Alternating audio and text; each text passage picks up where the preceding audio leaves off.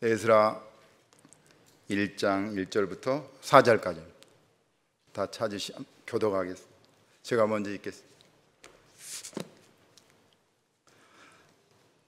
바사 왕 고레스 원년에 여호와께서 에레미야 입을 통하여 하신 말씀을 이루게 하시려고 바사 왕 고레스의 마음을 감동시키심에 그가 온 나라에 공포도 하고 조소도 내려 이르되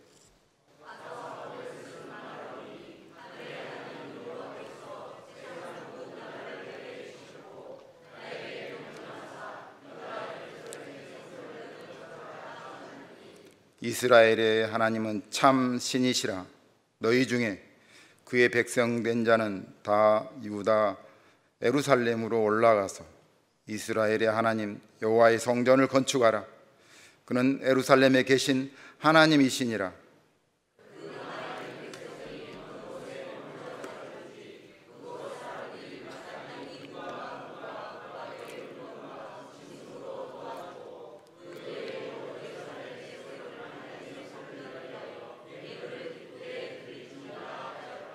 아멘.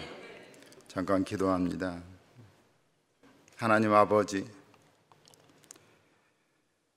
부족하고 권한 없는 이 성도를 이 주일 오후 예배의 귀한 자리에 서게 하심을 감사드립니다. 이 자리에서 주께서 동행하심으로 주의 능력으로 주의 힘으로 말하게 하시고 이 자리에 있는 모든 하나님의 백성들이 주님의 뜻을 더 잘 알게 주님 곁으로 더 가까이 갈 수 있도록 주께서 은혜 내려 주시옵소서. 예수님 이름으로 기도합니다. 아멘. 저 마이크 좀 주실래요? 핸드 마이크.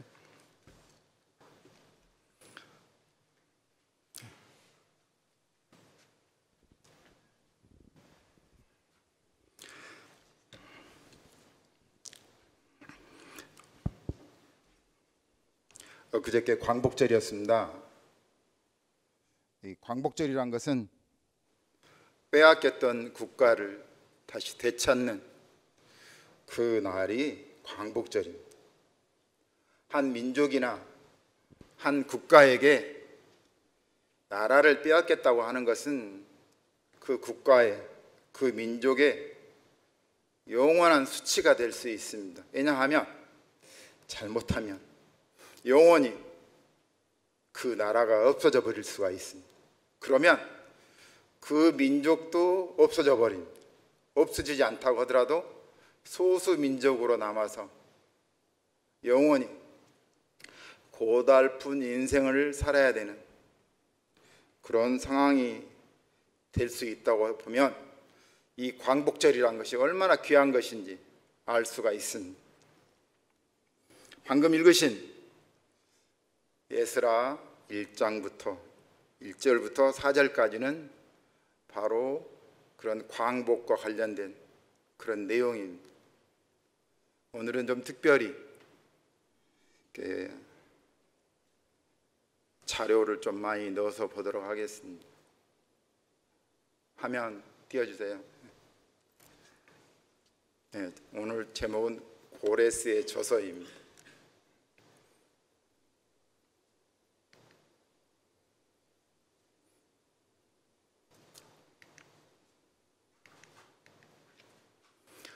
이 부분은 저희가 방금 읽었던 1장 1절부터 4절까지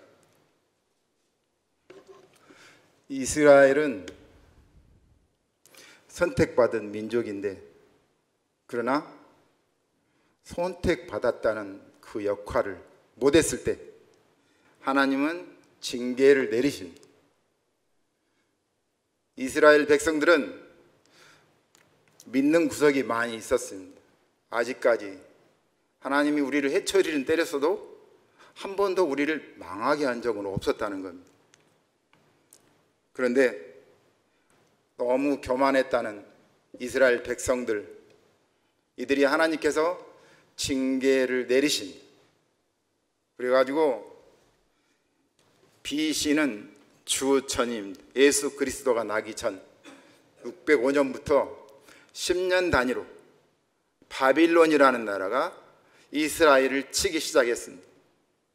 그래서 맨 처음에 쳤을 때는 이스라엘을 쳐서 사람들을 데려가는데 다니엘과 같은 아주 어린 귀족 자제들을 데려갑니다. 왜 귀족 자제들을 데려갔느냐? 이런 귀족 자제들은 개조를 시켜서 그래가지고 자기 나라 종교인으로 입회를 시켜서 그래서 교육을 시켜가지고 장차 유능한 장군이라 행정 관료로 사용합니다. 그러면 그들은 아무런 가족도 없기 때문에 아주 열심히 일합니다. 우리 다니엘서를 보면 이 다니엘이 얼마나 바벨론을 위해서 열심히 일했는지 알 수 있을 것입니다. 그 제도는 최근에 이슬람 국가에 베부시르메라고 하는 그런 제도가 있습니다. 없어진 지는 불과 한 200년 정도밖에 안 됐습니다. 그 오랫동안 이런 제도가 있었어요. 그리고 거의 10년 가까이 2차 침공이 있었는데 이때 에스겔을 데려갑니다. 그리고 나서 그날 BC 주전 586년 바빌론 3차 침공으로 그동안까지 꼼짝 안 했던 이 예루살렘의 성벽이 무너지게 됩니다. 예루살렘의 성벽은 정말 어마어마합니다. 돌 하나가 이런 스크린보다 더 큽니다. 그런 돌들이 전부 다 깨어지고 성전이 파괴가 됩니다. 그리고 왕은 도망가다가 잡혀서 그래서 왕 앞에서 자기 아들들이 죽는 모습을 봅니다. 그리고 그 마지막에 시드기야 왕은 두 눈이 뽑혀서 바벨론으로 잡혀가게 됩니다. 바벨론으로 끌려가는 유대인들입니다. 뒤에 보시는 것이 바로 예루살렘 성이고 바로 보이는 저 건물은 바로 하나님이 거주하신다고 하는, 하나님이 임재하신다고 하는 하나님의 성전입니다. 어떻게 하나님의 성전이 저렇게 불타할 수 있을 것인가? 옛날 사람들은 신들의 전쟁이라고 했습니다.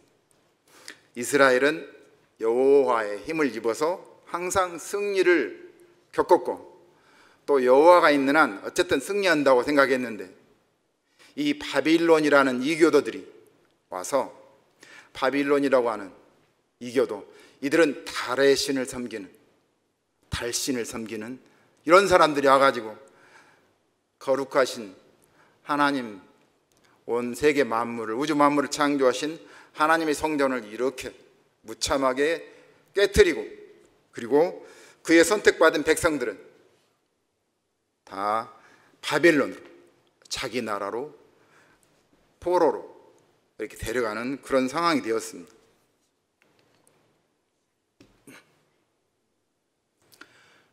그들이 걸어갔던 길이 행군의 길입니다. 거리가 무려 1500km입니다. 여기 광주에서 서울까지는 300km 정도 됩니다. 제가 아시는 형님께서 무전 여행으로 광주에서 서울까지 걸어갔습니다. 그래서 16일 걸렸다고 하더라고요. 가다가 쉬고 가다가 도움 주고 하다가 보니까 여기는 무려 1500km, 1500km는 걸어서 가면 기본적으로 4개월 넘게 걸립니다. 시드기야 왕은 두 눈이 뽑힌 채로, 그리고 백성들은 그대로 손발이 묶인 채로 이 길을 이렇게 가야만 했습니다.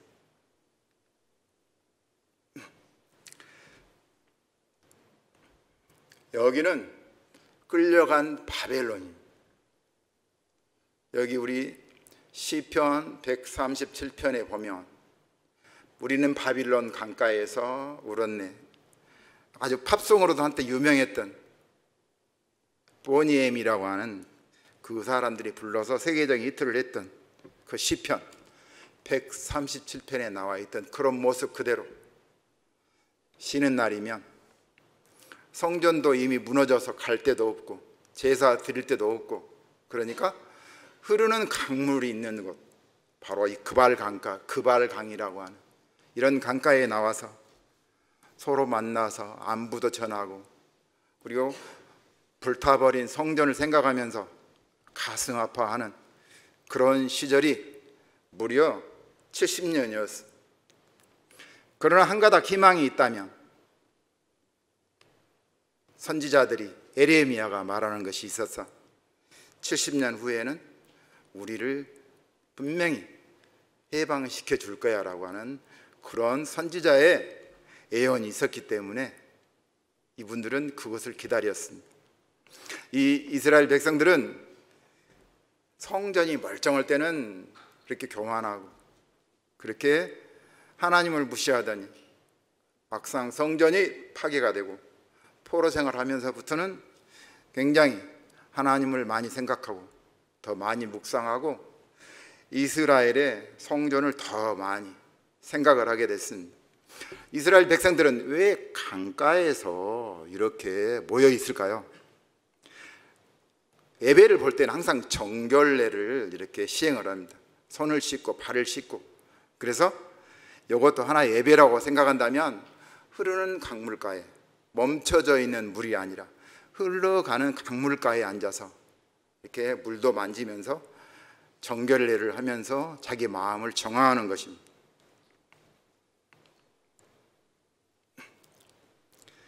성경의 예언대로 정확하게 70년이 지나서 정말 기적적인 상황이 발생을 했습니다. 물론 기적은 아닙니다. 왜냐? 이미 선지자서에 예언이 되어 있었기 때문에. 그래 북쪽에 이 고레스 왕, 우린 고레스 대왕이라고 합니다. 전 세계 역사에서 가장 먼저 대왕이라고 하는 king the great이라고 말할 수 있는 사람은 바로 이 고레스입니다. 고레스가 대왕 중에서는 제일 선조가 되겠습니다. 이 고레스 대왕이 나타나가지고 바벨론을 멸망을 시킵니다. 이 얼굴, 저 얼굴이 바로 고레스 대왕이 바샤, 우리 성경에는 바사 이렇게 나오는데 역사책이나 대부분이 페르시아 이렇게 나옵니다. 그래서 페르시아나 바사는 똑같은 말이라고 하겠습니다. 저도 바사라고 했다가 페르시아라고 해도 이해해 주시기 바랍니다.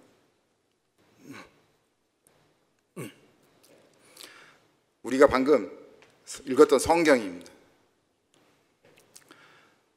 그 에스라서 1장 1절부터 4절까지. 여기 고레스 대왕이 메대를 점령을 하고 리디아를 또 점령을 하고 그리고 결국 바벨론을 이겨서 이렇게 이제 왕을 죽입니다.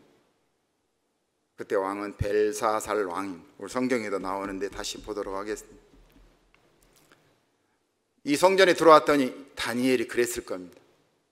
대왕이시여, 대왕은 이렇게 바벨론을 멸망시킬 것을 본인이 알았습니까? 물어봤을 거예요.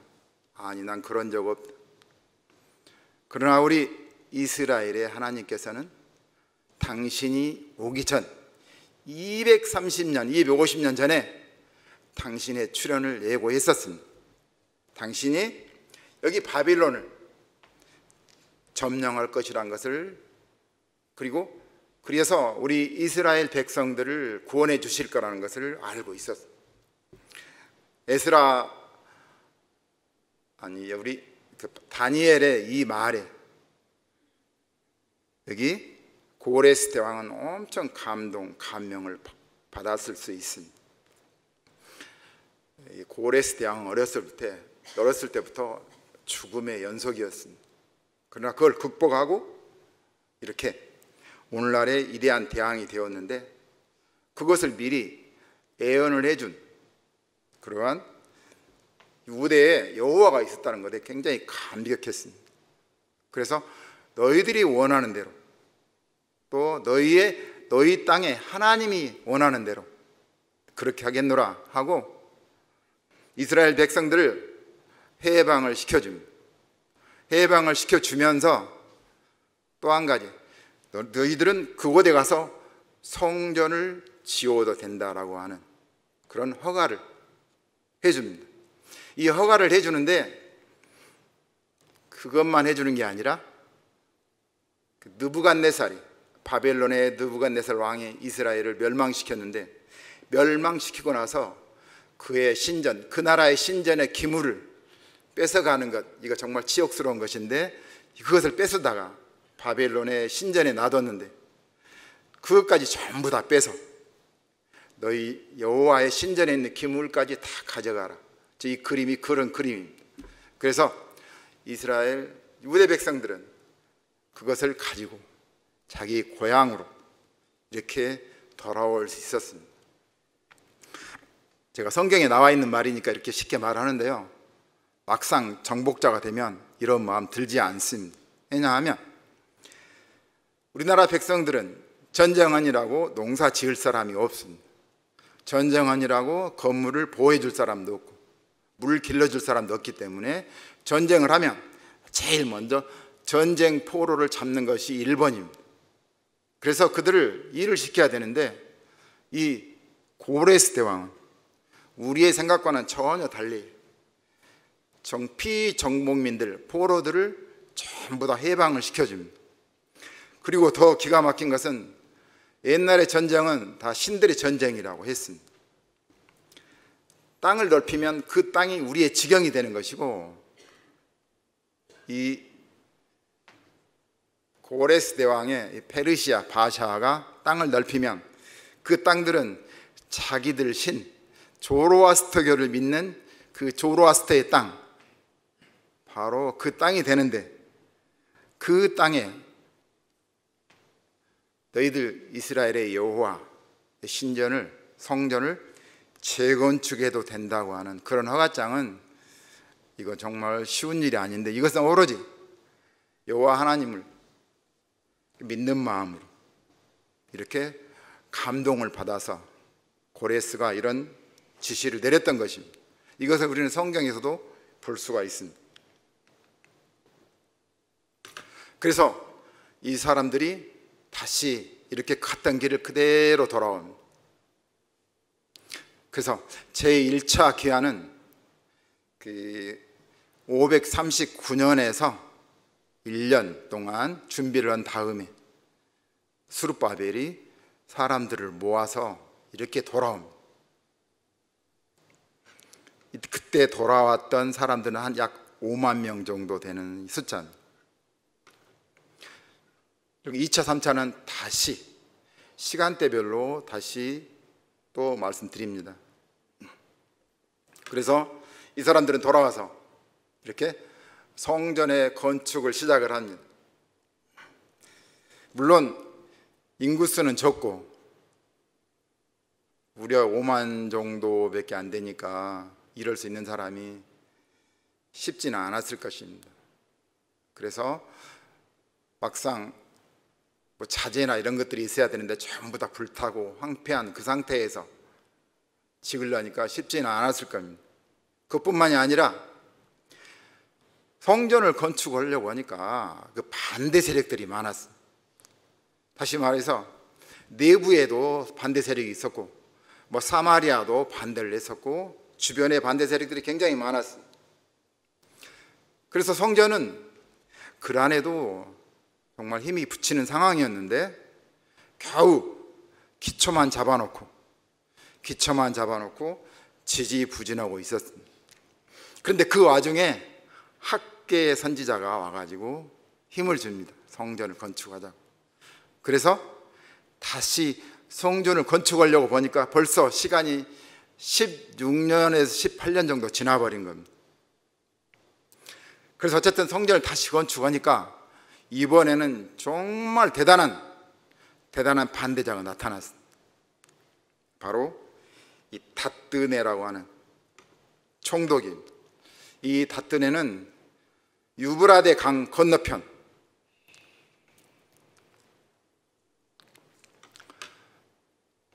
유브라데 강 건너편은 서쪽이고요. 이제 이따가 강을 보시면 알겠지만 고레스 왕의 페르시아 쪽이 동쪽인, 그리고 이스라엘 쪽은, 가나안 쪽은 서쪽인데, 그 경계를 유브라데 강으로 크게 했을 때 이스라엘 쪽에 총 담당하는 그 총독이 다뜨네였어. 이 다뜨네가 찾아왔어. 찾아온 것이 아니라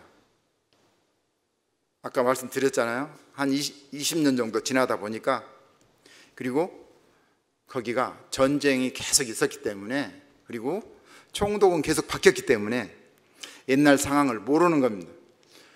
너희들이 왜 거기다가 너희의 신전을 짓느냐?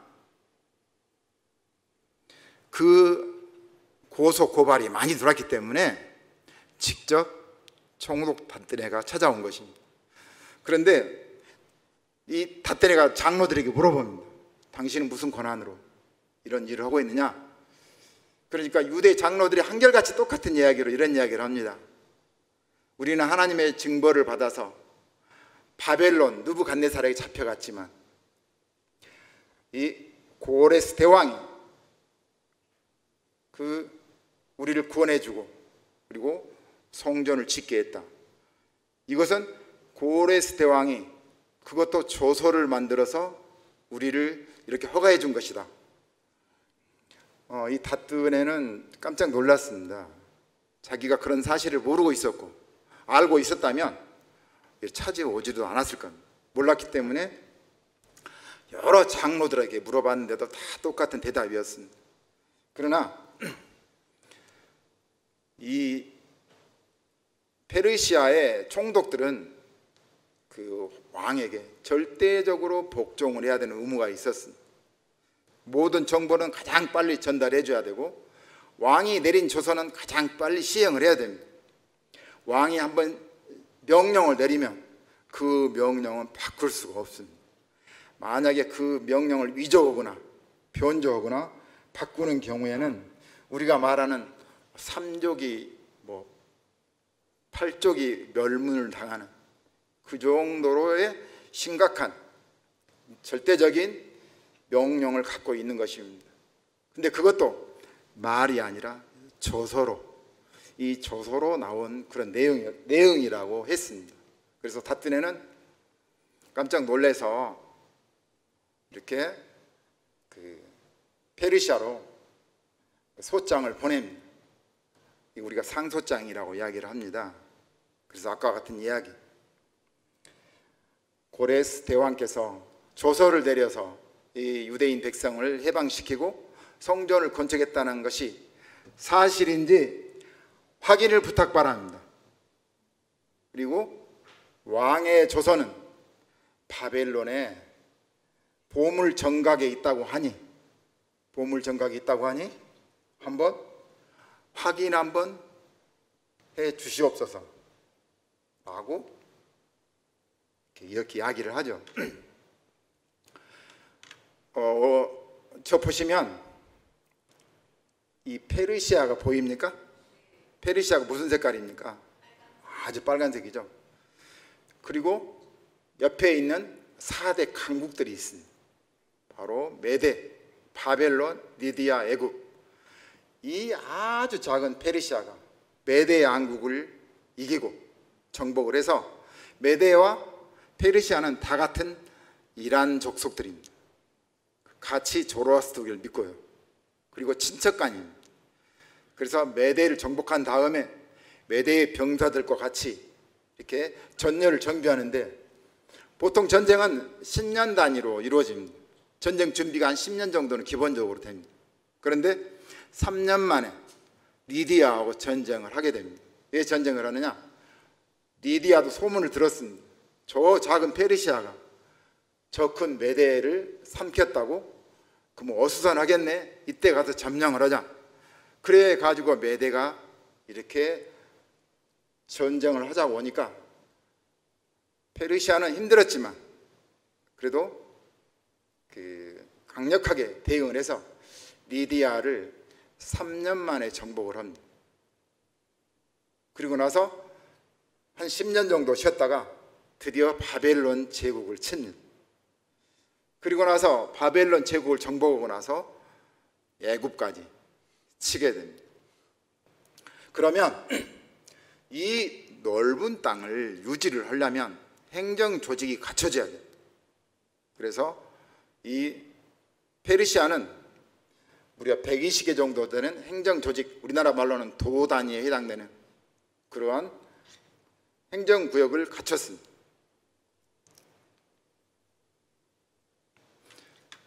바로 이것이 바로 그 전쟁 상황입니다.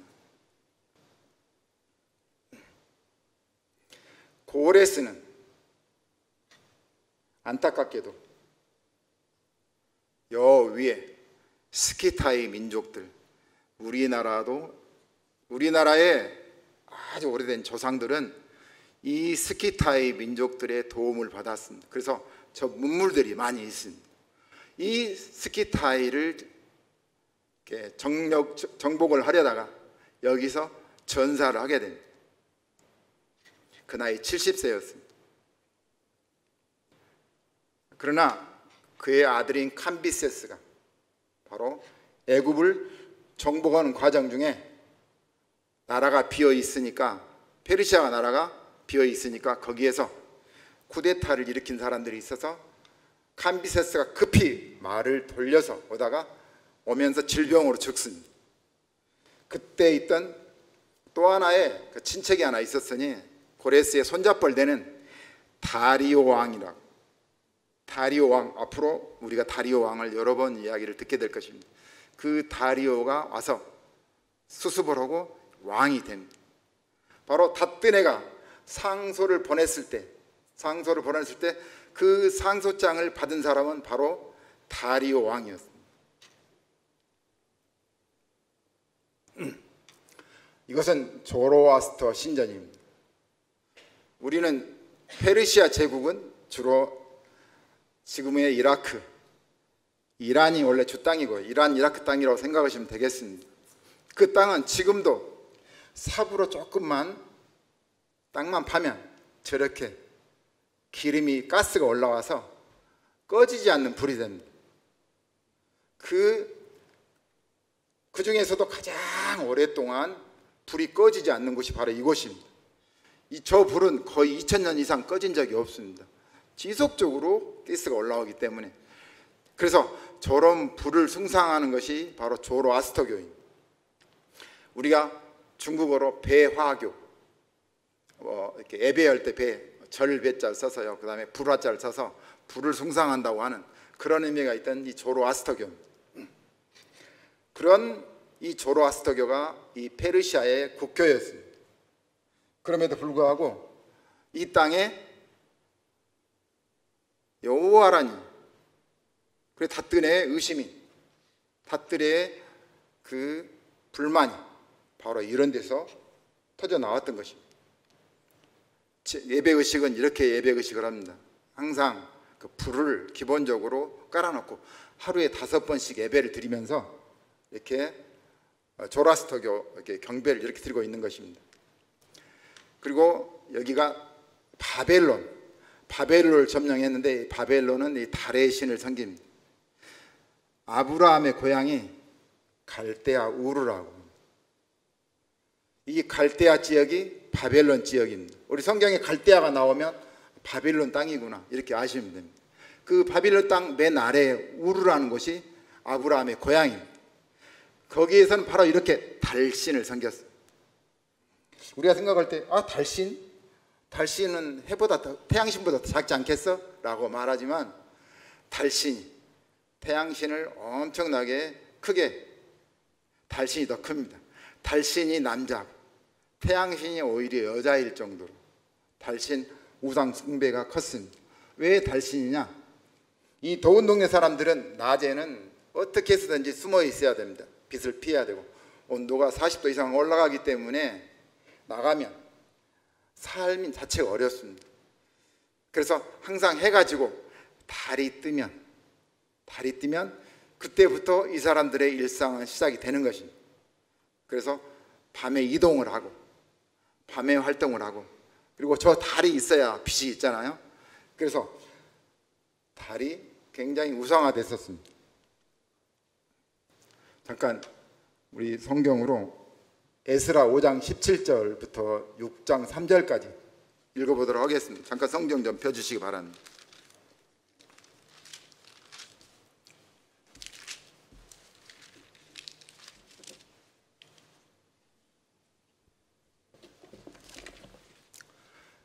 에스라 5장 17절부터 같이 읽도록 하겠습니다. 이제 왕께서 좋게 여기시거든 바벨론에서 왕의 보물 정각에서 조사하다 과연 고레스 왕이 조서를 내려 하나님의 이 성전을 예루살렘에 다시 건축하라 하였는지 보시고, 왕은 이 일에 대하여 왕의 기뻐하신 뜻을 우리에게 보이소서 하였더라. 6장 들어갑니다. 이에 다리오 왕이 조서를 내려 문서창고 곧 바벨론의 보물 쌓으던 보물 정각에서 조사하게 하여 메대도 앙메다 궁성에서 한 두루마리를 찾았으니 거기에 기록하였으되,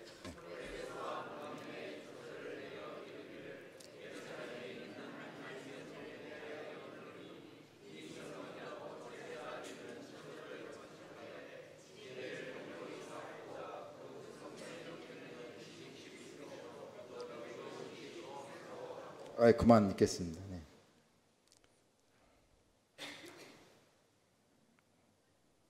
예. 여기는 이 다리오 왕이 닥든의 말을 들어서 상소를 읽고 깜짝 놀랍니다. 이런 일이 있었어? 정말 이런 일이 있었다고? 왜냐하면 이 다리오 왕은 자기 할아버지 정도 되는 고레스 왕이 전 세계 민족적인 영웅이기도 하지만 자기의 영웅이었습니다. 그리고 그 이스라엘, 거기 이란인들의, 페르시아인들의 영웅이었고 또 초대 왕이었기 때문에 이 사람의 말을, 이 사람의 조서를, 이 사람의 명령을 조금이라도 반대할 의미는 없었습니다. 그래서 말이 아니라 이것도 조서로 내립니다. 그 고레스 왕의 조서를 찾아라. 그걸 조서로 이렇게 내렸습니다. 그래서 신하들이 그 넓은 땅을 다 뒤졌을 것입니다.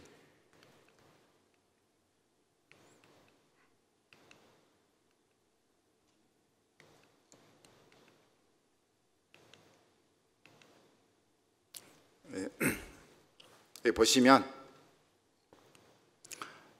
여기는 그 페르시아입니다. 저 우쪽에 앙메다라고 하는 게 보이시나요?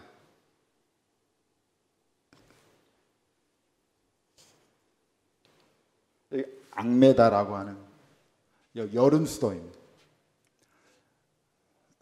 지금 다리오 왕은 여기 수산에서 조서를 내려가지고 이 전체를 다 뒤져라 했는데, 그 조서가 어디서 나오느냐? 바로 여기 앙메다에서 찾아낸, 이 양쪽에 있는 것은, 이쪽은 유브라데, 저쪽은 티그리스 강입니다.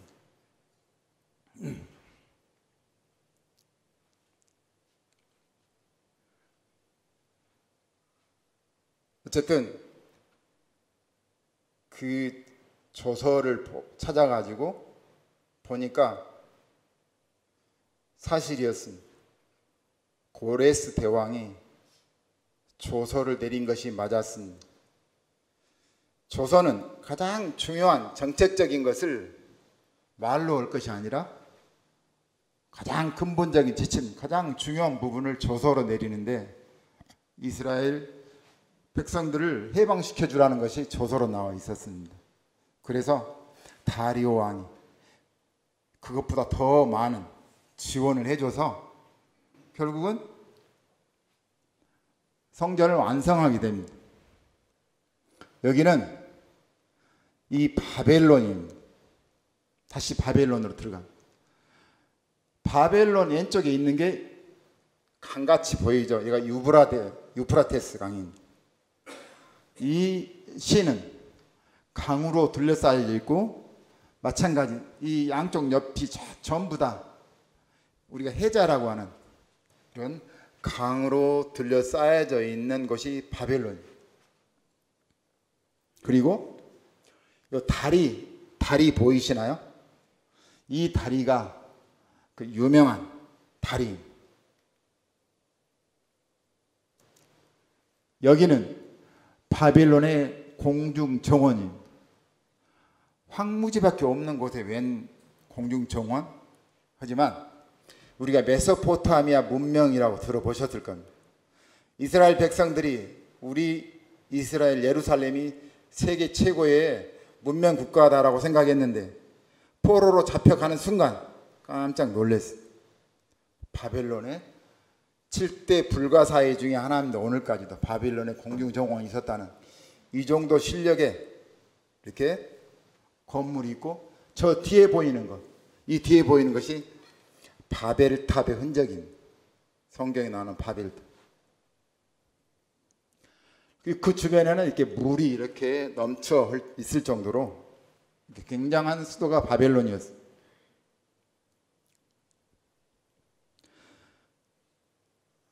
이 바벨론이 오랫동안 파괴됐다가 최근에 어떤 고고학자가 땅을 파니까 이런 엄청난 유적이 나왔어요. 여기서 참고하시는 것은 이걸 봐주세요. 여기 하나, 둘, 셋 무슨 동물이 보이시죠? 저기도 마찬가지입니다. 저기도 동물이 보입니다. 여기가 바로 그 다리를 막 건너면 나타나는 이슈타르 문입니다. 전 세계 모든 사람들이 다 와서 이 문을 보고 깜짝 놀래요. 여기는 아까 그 문들을 발굴해 가지고 일부만 띄워와서 도서관에다 놓는 겁니다. 여기 어디냐? 여기는 이제 독일 베를린에 있는 페르가몬 박물관입니다. 페르가몬이란 것은 버가모, 우리 성경에 버가모 많이 들어보셨을 거예요. 거기 버가모 박물관이라는 뜻이고요. 여기 독일의 고고학자는 콜데바이라는 사람이 이걸 가져와서 통째로 그대로 뜯어가지고 독일로 가져와서 복원을 했습니다. 아까 우리가 동물들 봤잖아요. 여기는 벽돌입니다. 이 색깔 있는 것은 푸른 벽돌. 이 크기는 여기 실내가 좁아서 이 정도 크기밖에 못 되는데 실질적으로는 이보다 더 한 2배 정도 되는 크기가 실물입니다. 이 바빌론은 돌이 있는 게 아닙니다. 유브라테스 티그리스 강으로 이렇게 두 강이 있었기 때문에 홍수가 잘 났습니다. 언제 비가 내릴지 몰라서 이 치수 정책이 국가 최고의 정책이었습니다. 그 정도로 흙이 많고 진흙이 많았습니다. 대신에 바위나 돌은 없었습니다. 그래서 건물을 짓는데 진흙을 말려서 또 진흙을 구워서 벽돌로 건물을 지었습니다. 아까 보셨던 바빌론도 벽돌로 진흙을 구워서 만든 그런 것이고, 진흙을 구워서 만드는데 돈이 안 들어가냐? 돈이 들어가죠. 이렇게 푸른색으로 된 벽돌은 엄청 비쌉니다. 가격이. 그런데 그 궁전이 이 푸른색 궁전으로 되퍼져 있었습니다. 세월이 너무 2000년이 지나다 보니까 한지 떨어져 나갔을 뿐이에요. 이거 복원한 거예요. 지금 복원해가지고 축소한 것이 이 정도인데 그 당시 이스라엘 백성들이 그쪽 끌려가서 보았을 때는 정말 이거 황당하지 않을 수 없는 그런 상황이었을 것입니다. 아까도 말씀드렸죠. 그 바벨론 전체는 다 벽돌로 만든 건축물입니다. 그런데 고레스 대왕이 이 바빌론을 치기로 결정을 합니다. 고레스 대왕은 이 바빌론 도시를 포위합니다. 그런데 아까 봤던 것처럼 이 바빌론은 이 강으로 인해서 뺑 둘러져 있습니다. 이 무시무시한 강, 적게 보이지만 굉장히 폭이 큽니다. 그래서 일단은 상류에 물을 막아가지고 물을 다 빼버립니다. 그러고 난 다음에 그 성을 점령을 하는데 점령을 할 때 그때 무슨 일이 있었느냐? 바로 우리 성경에 많이 나와 있는 다니엘과 벨사살 왕. 벨사살 왕이 귀족들을 1000명을 불러다가 이 파티를 했습니다. 그런데 하필이면 파티를 할 때는 그릇이 필요하잖아요. 그 그릇을 왕궁의 그릇이 아니라 이스라엘 여호와의 성전에서 썼던 기물을, 하나님께 바치는 기물을 가져다가 포도주를 주고 마시고, 여자든 남자든 주고 마시고 그렇게 했다는 것입니다. 그렇게 한참 마시고 있는데 여기 보시면 저 오른쪽 손에 무슨 글씨가 써져 있어요. 이게 바로 메네 메네 데겔 우바르신, 바로 이 날입니다. 바로 고레스 대왕이 포위하고 있던 바로 그날. 그날은 바벨론 멸망의 밤입니다. 이걸 해석한 사람이 없어가지고 벨사살 왕이 이걸 알아맞히면 이 나라의 셋째 통치자의 지위를 주겠다, 알아맞히는 사람이 없는데 그들이 다니엘을 추천해 옵니다. 다니엘은 그 파티장에 오자마자 기가 막혔습니다. 하나님의 기물들이 그렇게 포도주 잔 마시고 파티에 응청망청 하고 있었던 것입니다. 그래서 그걸 책망하면서 설명을 합니다. 바벨론은 메대와 바샤에 의해서 쪼개질 것이다, 나눠질 것이다, 망할 것이다. 결국 그날 밤에 바로 이 바벨론이 멸망을 하는 것이고, 이것이 그 다니엘서에 나와 있는 그런 내용입니다.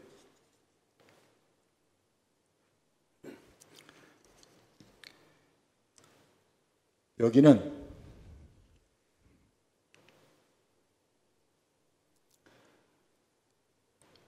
이 페르시아 땅이 너무 넓다 보니까, 너무 넓어서 그 빠른 조서가 빨리 가야 되고 빨리 받아야 되는데 그런 것이 필요했습니다.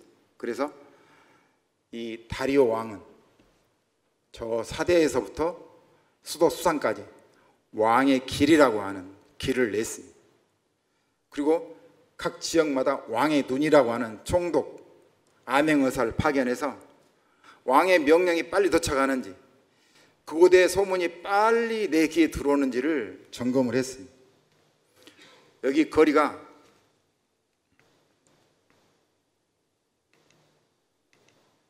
무려 2000km가 되는 거리입니다. 2000km면 그 왕의 지시를 내렸는데 도착하는 데가 4개월, 5개월 걸린다, 그런 의미가 없습니다.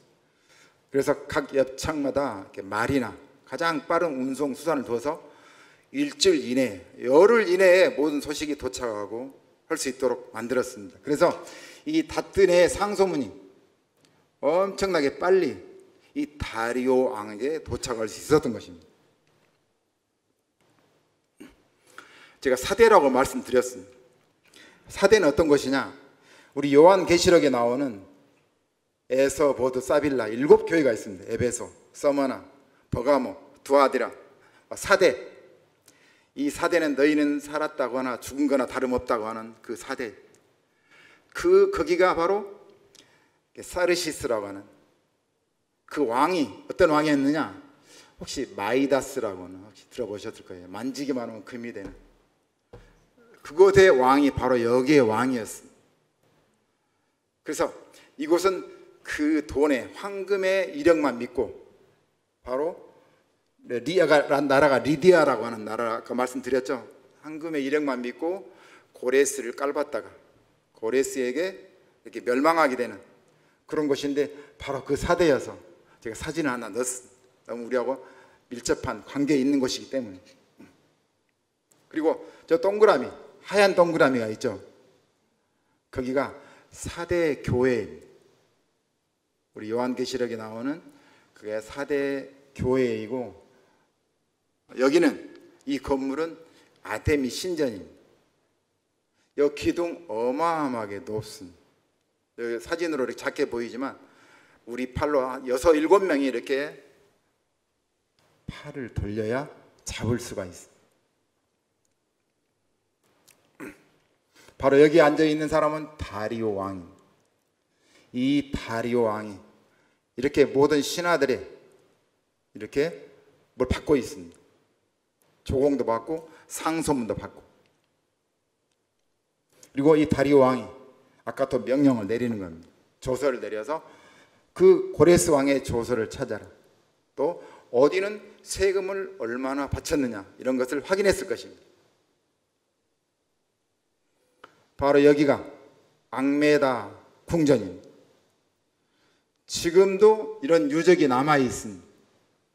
궁전은 없지만 이 폐허가 옛날에 화려했던 2500년 전에 화려했던 그 모습을 이렇게 폐허로 남겨놓고 있습니다.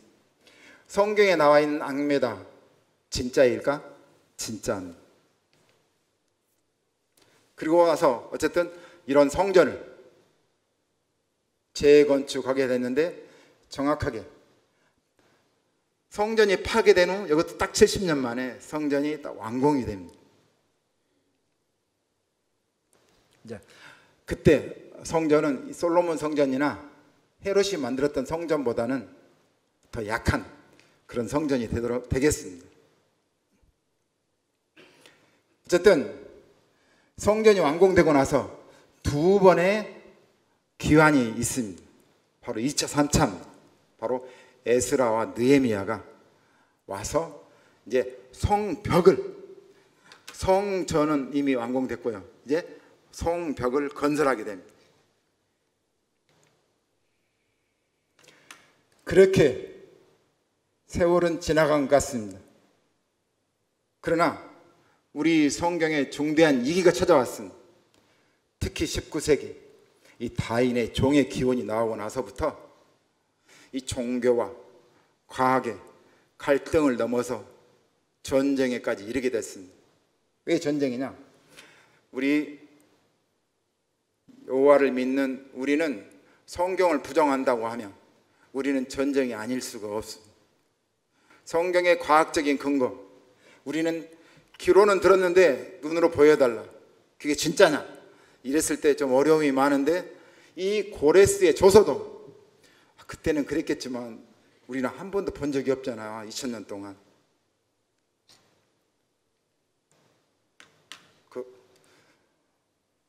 여기 보시면 이 원숭이도 나오고요. 그리고 많은 과학자들이 성경은 신화일 뿐이야. 우리 신앙이 위기가 왔습니다. 그때 1879년입니다. 고레스 조서가 나온 지 2300년 정도 지날 때입니다. 이때 이 바벨론 신전태에서 중대한 유물이 발견이 됩니다. 요 사각형 보이시나요? 여기는 이제 옛날 바벨탑이 있던 그런 자리입니다. 어떻게 바벨탑의 자리를 알 수 있느냐? 헤로도토스의 그 히스토리아 그 역사를 보면 바벨탑의 그 사이즈가 나오거든요. 근데 이 사이즈하고 거의 비슷합니다. 30cm 정도 차이가 있긴 하지만 거의 맞습니다. 이치도 바벨론. 그래서 거기 앞에, 바로 앞에 그 신전이 하나 있었는데 이 신전에서 굉장히 귀한 이러한 점토판이 나옵니다. 문서도 우리가 두루마리라고 했는데 두루마리가 아닙니다. 여기는 진흙으로만 만든 글자에, 진흙으로 만든 판에 갈대 입으로 이렇게 갈대 줄기로 해서 세기같이 눌러서 글을 찍는 이 글자 어려웠습니다. 나중에 다 해독이 됐습니다. 이렇게 점토판이 있는가 하면 오른쪽에 동그란 것 있잖아요. 이걸 원통이라고 합니다. 이 원통을 우리는 그 유럽 쪽에서는 시린더라고 하거든요. 이 시린더 하면 원통으로 아시면 됩니다.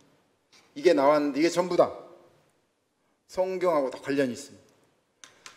왼쪽 두 개는 이스라엘에 멸망했던 바빌론의 느부갓네살에 대한 이야기가 나오고 있습니다.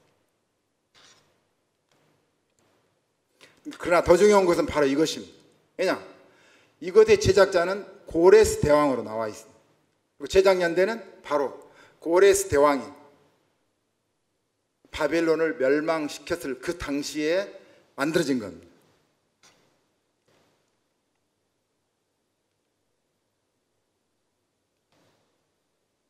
이건 흙으로 만들어졌어요. 진흙으로. 길이는 30cm 자가 약간 못된, 직경은 10cm고요. 우리 혹시 럭비공을 보셨나요? 럭비공. 럭비공처럼 이렇게 생겼어요. 가까이서 보면 이런 모습입니다. 이것은 이 쐐기라고 하는 것은 아까 말씀드렸잖아요. 이렇게 건축할 때 쓰이는 이렇게 짝짝 찔러서 이렇게 글씨를 쓰는 진흙이니까 당연히 그렇게 해야 되겠죠. 이 글자가 어떤 모양이냐? 바로 이 쐐기 문자입니다. 그리고 총 45줄임.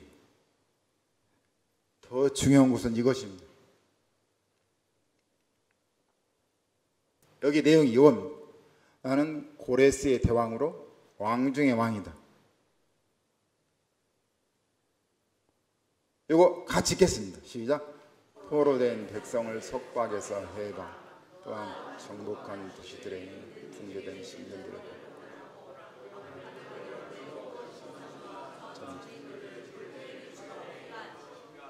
네, 이런 내용들이 이 안에 들어 있었습니다. 전 세계가 놀라지 않을 수가 없었습니다. 이것은 더군다나 주전 539년, 이게 연도가 중요한 것보다는 이 오래된 고레스의 조서가 성경에만 있었던 것이 아니라 실제로 존재했다고 하는 그런 사실을 그 어려운 와중에 그 19세기에 이걸 찾아냈다는 것입니다.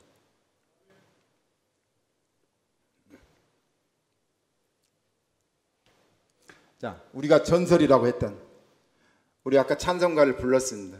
우리 어머니가 읽어주신 책, 성경책. 그게 전설이 아니라 그 안에 있던 내용들이 성큼 걸어 나와서 우리 하백교회에 있는 여러분에게 다가옵니다. 그건 진실이라는 내용입니다. 그래서 그 원통의 이름을 고레스의 시린더라고 했습니다. 지금은 영국 런던의 대형 박물관에, 세계 최고의 박물관인 대형 박물관에 이것이 보관되어 있습니다. 바로 고대 메소포타미아 지역이 따로 있습니다. 여기 가시면 아까 우리가 보셨던 사자, 이런 벽돌이 엄청나게 비싸다는 걸 말씀드렸습니다. 그 작게 보이는 사자가 우리 키보다 더 큽니다. 이 작은 것이. 그리고 이런 벽화들이 있고, 이건 아까 이시타르 문 옆에 있는, 여기 그 문을 보호하는 수비 대원처럼 이렇게 부조가 되어 있는 것입니다. 그래서 이렇게 전시가 되고 있는 것입니다.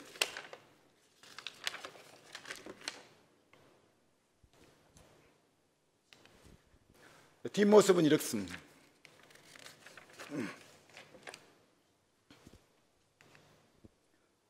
앞뒤에 많이 조각이 나 있어요.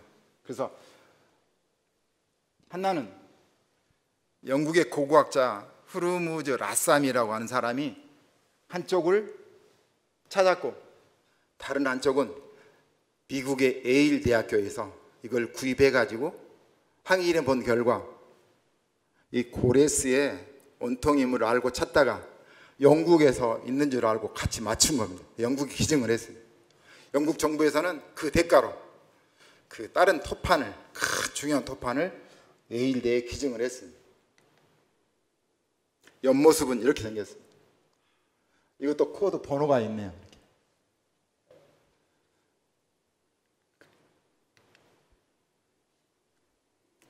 이 엄청난 내용물입니다. 이렇게 많은 사람들이 줄을 서서 이것을 보러 갑니다. 한국 사람들도 많이 갑니다. 네. 예, 정말 이것입니다. 내가 주께 대하여 귀로 듣기만 하였었더니. 같이 읽겠습니다. 시작.